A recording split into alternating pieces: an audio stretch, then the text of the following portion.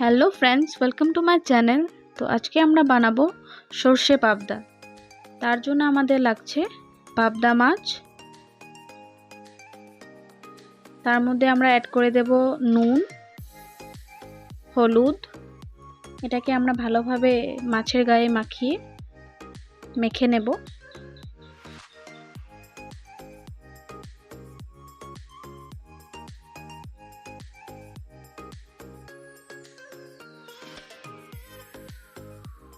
তারপর কড়াইতে সর্ষের তেল দিয়ে মাছগুলোকে ভালোভাবে এপিট ওপিট করে ভেজে নেব।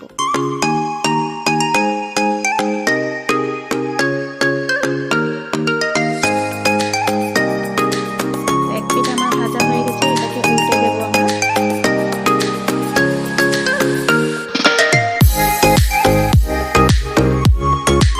তো দেখুন, একটা বেচ আমার হয়ে গেছে। এখন সেই তেলে আর বাকি থাকা মাছগুলো দিয়ে দেব।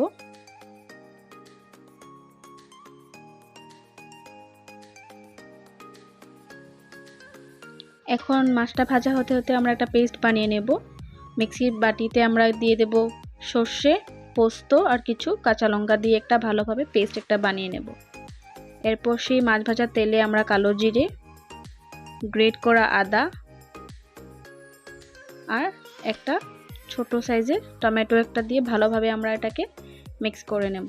তারপর এর মধ্যে আমরা নুন, হলুদ দিয়ে ভালোভাবে এটাকে নেড়ে চেড়ে ভালোভাবে মিলিয়ে নেব।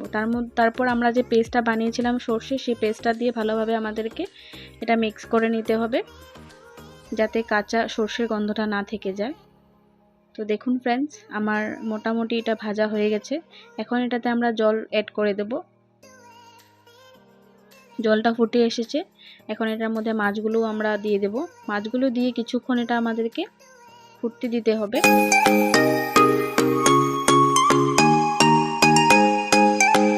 তো দেখুন, আমার সর্ষে পাবদা রেডি। এটাকে এখন একটা পাত্রতে আমরা ঢেলে নেব।